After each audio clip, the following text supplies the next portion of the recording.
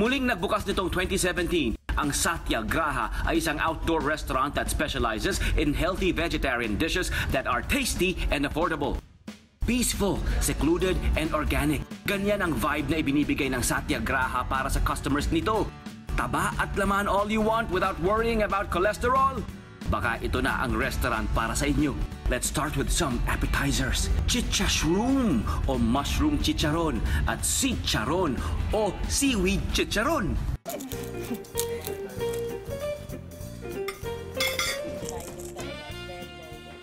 Actually, itong chichashroom fan na ako niyan even before pa. Kasi I buy this talaga. It's very, very good.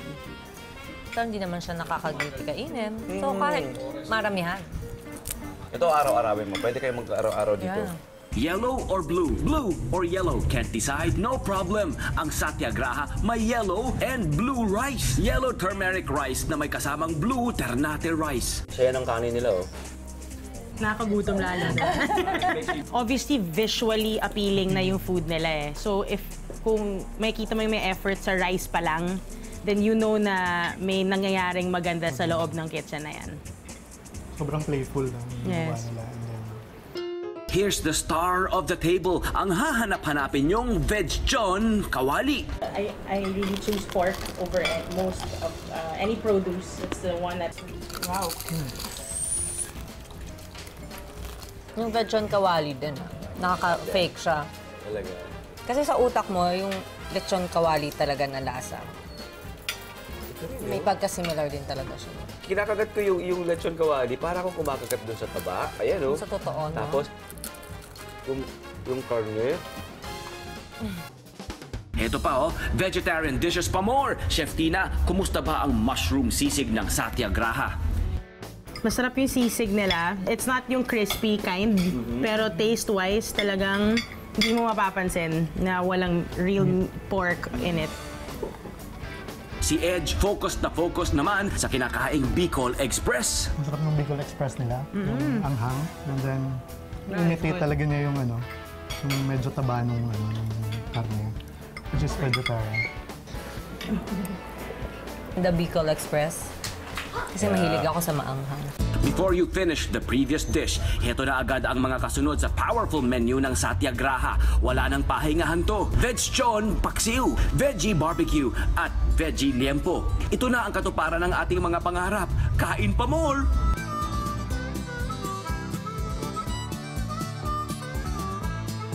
And yung variety nga, di ba? So, hindi ka mauumay sa kanila kasi may choice ka like every day or every meal.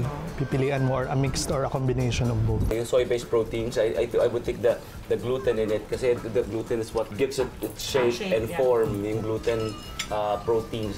Yung iba allergic to sa gluten, but these are mostly soy-based products. So since it's not meat, parang ma-appreciate mo talaga yung tanginess ng barbecue. Actually, very delicious. To be honest, hindi ako fan ng kare-kare, pero this one, I would eat this one. It has the right amount of richness lang. This one, kopyang-kopya niya yung what we used to eat, no? Yung sa kare-kare. But so far, kare-kare is winner.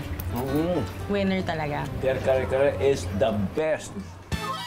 Kaya pa ba reviewers? Kakayanin! Who can refuse this veggie tuna miso soup? Masarap yung luto, masarap yung tuna miso soup. Promise. Pagputo ko daliri ko, pag di ka nasarapan sa miso soup. Sige ah. Dapat na ba akong kabahan para sa daliri ko? No! I have trust in this veggie tuna miso soup. This is very, very good. Gusto nyo pala. Ay, sarap. Ito yung texture nung Delicious. parang nakopya nila, parang totoong fish siya. Ay, wala na. Totoo ba to? All meat deliciousness pero guilt-free? Yes guys, ilakas natin. Guilt-free! I think yung keyword dito is satisfying. Kahit na we know yung totoong lasa ng dish, we're still satisfied. Na-amaze ako kasi yung itsura niya, parang totoong mga meat. So parang, alam mo yung sa sarili ko, parang hindi ko makain. Pero sa totoong buhay, hindi siya meat. Veggie meat na kayo. Sa mga gustong pumunta ng Los Baños, sumakay lang ng provincial bus na rutang Santa Cruz, Laguna. Kapag sinabi ng konduktor na nasa college na sa Los Baños, pwede nang bumaba. Maraming jeep na nag-aabang dito paikot ng Los Baños at papasok ng UPLB campus. Ang Satyagraha Vegetarian Cafe and Deli, mabibisita nyo sa Lopez Avenue, Los Baños. Malapit lang ito sa Lopez Elementary School. Bukas sila everyday from 11 a.m. to 10 p.m. Sa 160 pesos hanggang 250 pesos, vegetarian perfection ang matitikman nyo. Nagbukas ang Ginhawa noong September 2015 as an art hub cum restaurant that offers a wide variety of Asian dishes. Since then, naging puntahan na ito ng mga taong naghahanap hindi lang ng masasarap na pagkain, kundi maging ng artsy place at unique architectural design. Best food forward tayo! Mangoes and green salad ng Ginhawa. Show us what you've got. Na-miss ko to.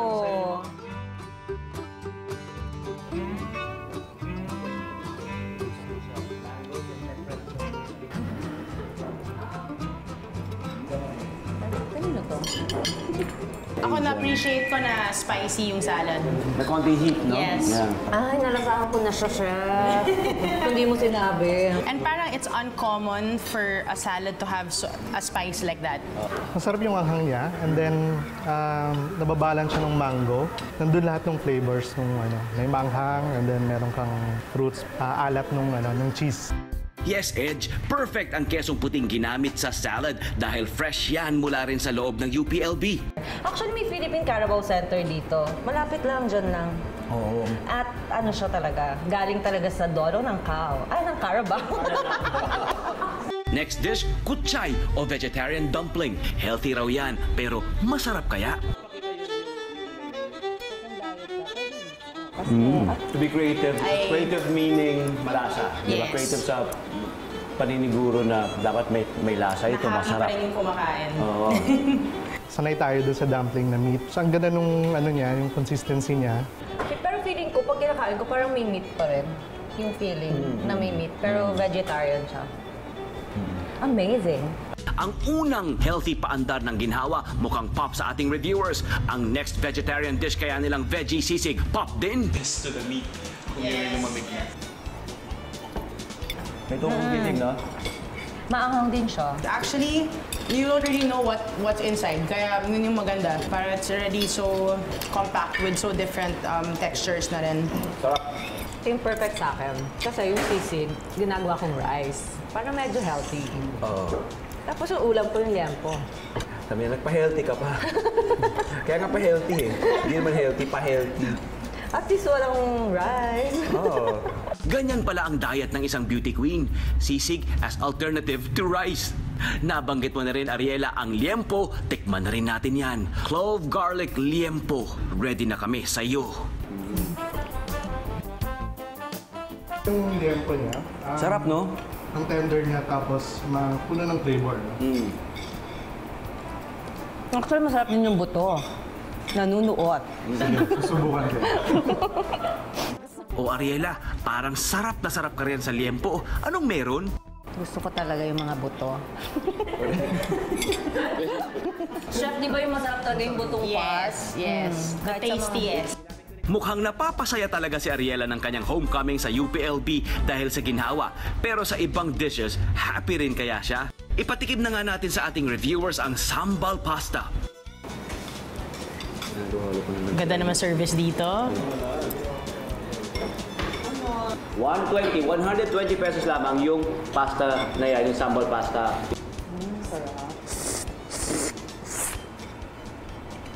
Naalala ko ang mga panahon ko dito. Wow. Napansin kanton lang yung kinakain ko. Kaya nakasambal pasta na ako. Masarap yung sambal pasta. Anong course mo rito sa UPLB? Chemistry. Wow!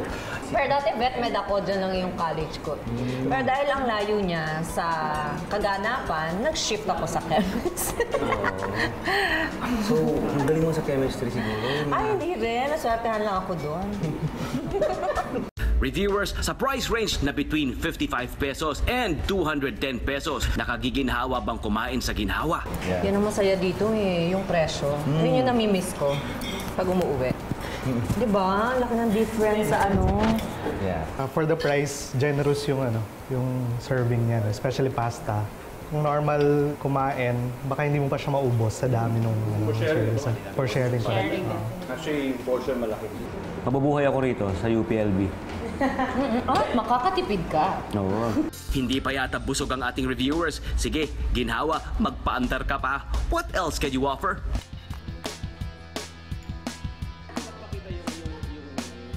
Yung fish is actually, sa akin, very sulit and perfectly cooked. Yung it's soft, tapos yung tarragon niya is just the right amount of tarragon. Actually, yung lasa niya, hindi mo akalaing dory siya, no? Kasi dito may, may cheese, no? Yung toppings niya. So, it's a different, dish. Sige nga, let's play favorites. Anong dish reviewers ang babalik-balikan nyo rito sa ginhawa? Ako, I definitely really like the salad. Tapos yung pasta, I like. Actually, gusto ko yung vegetarian sisig kasi new treatment siya dun sa sisig. Yung salad, kasi pwede ko siyang gawin sa bahay. Kukapihin ko lang. Yan, dumpling also. Kasi para siyang may meat talaga. Veggie sisig. Pwede siyang rice ko na siya instead na totoong rice. Kung healthy and organic dairy products naman ang hanap nyo, may sagot din dyan ang ginhawa. Be sure to try Dove Fresh na talaga namang fresh na goat's milk. Look at that.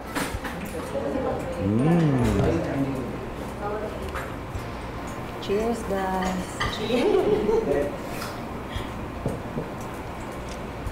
Nakakita pa rin yung lasa niya. Totoo siya. Oo. Ba't meron mga dito itong Sa magatas? supermarket kasi ang tamis. Let's relive happy childhood memories naman dito sa all-time Pinoy favorite na taho!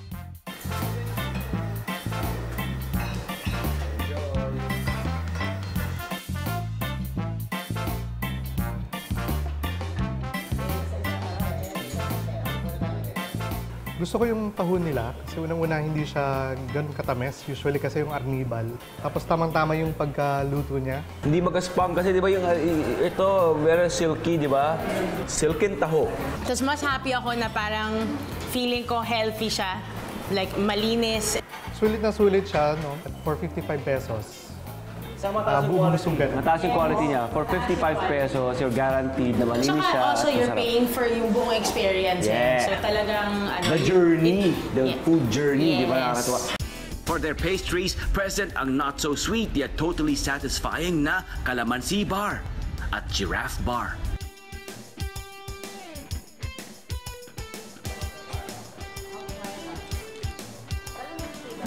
Masarap yung giraffe bar, di masyadong matamis. Sa mga gustong tikman ang dishes ng ginhawa, bukas ito Mondays to Saturdays from 7 a.m. to 9:30 p.m. Located sa UPLB Alumni Plaza, malapit sa Animal Science Department. Paano pumunta kapag nasa UPLB? Sige, Ariela, teach us how. So, sakay ka lang ng jeep. Kahit outside the campus ka, yung jeep iikot naman kaliwa kanan kasi yung tinatawag. Alam mo yung pag harap mo sa gate, kanan, kaliwa. So, kaliwa area siya. Just the shortest. Minsan yung kanan, umiikot din siya Di ba? Pero ito, lagi siyang madadaanan. Faustina's Restaurant, mag-ready ka na dahil you're next to be reviewed. 2009 ang unang matikman ng publiko ang ipinagmamalaking dishes ng Faustina's Restaurant. Since then, naging food destination na ito ng mga naghahanap ng Western meets Asian cuisine at a reasonable price. Pero kung akala ng marami puro pastries lang ang ino-offer ng Faustina's, time to check it out again. Magpapasiklab na sa atin ng Faustina sa iba pa nilang specialties. Unang patikim, paandar agad, cilindro ribs with salad. Dig in, reviewers. Ayan, hati tayo, my friend, Oo. Ayan, my friend. Sa'yo na yung marami. Ayan, sa'yo yan. Buto lang yung sa akin. Ang lambot, ha? Actually, iniiwa ko kasama yung buto. Ganun kalambot. Narinig na ni Ariela ang magic word na buto, kaya ayan siya, laban na naman. Yan, sarap.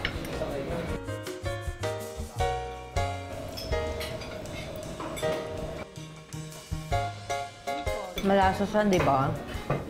Ano masasabi mo naman, Edge? Wala akong masabi sa sarap. silent siya.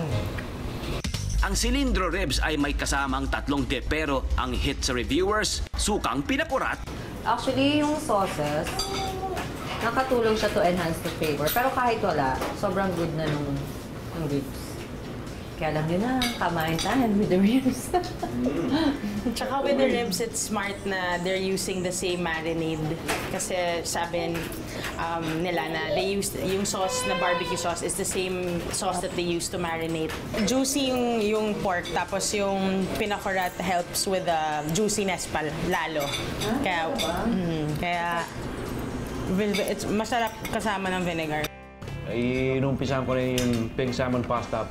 May dill, look at that. Goes well with salmon. So, kasi na-intriga ako. Dami, laki na portion siya. Simply seasoned lang siya, yung salmon pasta mo al dente. I mean, Actually, I agree with you. Yung lemon would also be really good with this. Acid with the arugula, parang masarap din. A little squeeze. Ako kahit wala ng lemon. I think sulit siya dun sa price niya. Usually pag sinabi nating salmon, di ba, parang medyo mahal siya. But then dito sa serving nila, may salmon ka na. And then ano pa rin siya, affordable pa rin. Very nice, Edge. Agree. I second the motion, Edge. Maraming herbs ang ginamit sa pink salmon pasta. Does it work well, reviewers? Good. The addition of dill definitely parang mas nagba-brighten up yung salmon itself. Kasi that's a classic talaga pair up. ako lang personally, how I wish mas marami arugula because it's my personal favorite. Pero tama lang yung portion kasi otherwise overwhelming naman yung lakas ng lasa ng arugula sa pasta. Gawin na natin arugula with pasta. Maganda balita, we have an option to add more arugula for only 15 pesos. So may I have my 15 peso arugula, please? Another pasta sa Faustinas na hindi nyo dapat palagpasin ang Rocca pasta o pasta with blue cheese.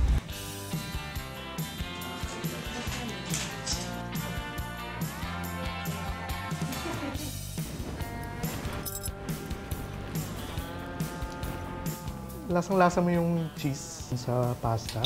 Light lang siya yung taste niya. Hindi masyadong strong. Yung Rocca pasta is very nice. Parang light lang talaga. Usually kasi pag pasta, you end up feeling heavy. Pero feeling ko with the feta, which is a healthier cheese, tapos with arugula, parang balanced yung pagka-healthy niya. Mukhang happy sa pagkain ng Faustinas ang ating reviewers, pero pasok naman kaya ito sa budget. The pricing is really good, actually. Parang, I don't know if it's because of the target market but quantity-wise, it's definitely very good. Sulit talaga. Try naman natin ang avocado shake. Oo, avocado shake. 72 pesos lang yan. Wow! Parang pinitas lang sa bakuran yung avocado. Shinake na. Ganun ka-fresh. Homey yung food nila. I think that's what they're trying to go for, which is also perfect sa ambiance nila. Hindi niya raw mamamaximize ang Faustinas experience without tasting their Aussie beef and lamb pie. Pero sa mapanuring panlasa ng ating reviewers, papasa kaya ang pie na yan.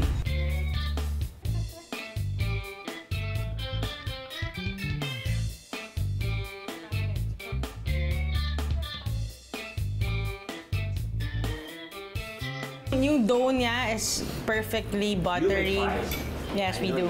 Yeah, so, and I appreciate it when a restaurant does their own dough talaga. Parang it's tedious kasi gawin. So kaya parang if you price is even higher, I will understand. Pero yun, masarap talaga, flaky, the right kind of flaky, tas hindi siya makapal. So you know na mas marami yung meat kaysa sa ng dough. So very, very good actually. Sulit na sulit siya. Aside siguro dito sa Los Baños, yung sikat sila sa buko pie, di ba? So ito, may laban din to. So iyan, pantapat kay ano? Sa pie. Ang tatalo. Ang rich ng flavor niya. Masarap siya. Oh, tsaka yung pagka-lamb niya is not matapang. Nakatatakam at maganda sa paningin, ganyan kung ilarawan ang desserts ng Faustinas. Subukan nga natin kung talagang magkaalaman na kung totoo nga ang balita. Ihain na ang banana peanut butter caramel crepe at banana choco hazelnut crepe. Yummy. Look at how special this is.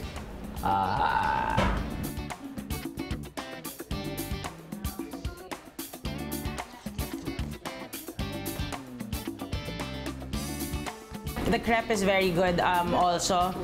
Very thin lang siya, which I always appreciate kasi more on laman more than the crepe itself. Pero pansin mo talaga yung taste ng crepe mismo. It's very tasty already as it is. It's masarap. Saglit lang guys, save space sa inyong tiyan dahil may final wave of desserts pa raw na ipatitikim ang ating kasama rito sa Faustina's. Princess Grace Chocolate Cake at Pavlova. Actually, Pavlova, it's named after the ballerina. Oh my God. Yeah, the Russian ballerina. Anna Pavlova. Lasang-lasa, friend. Nakabang si Chef Tina. Oh. So, Pero naubos ko na, friend. Sabi niya, kainin na natin eh. Yeah. As a whole, when you put fruits and then all of the cream, comes out actually very balanced. Sorry, chef, ha? Kinuha ko yung fruits. Okay lang, mag-iwan ka naman isa. Yan na yung mando. Pinalit niya actually. Look at that. Ganda. Faustina's na kaya ang magiging star ng Los Baños food crawl nyo. Attack na sa Ruby Street para bisitahin sila. Mula College of Economics and Management ng UPLB, pumasok lamang sa Raimundo Gate at makikita na agad ang Faustina's. Price range mula raw 65 pesos hanggang 235 pesos. Walang lasa, friend. Pero nakadalawa na ako, friend. Charot. Super sarap. Kasi favorite ko talaga to, yung ganito. And even doon sa mga cake na may gantong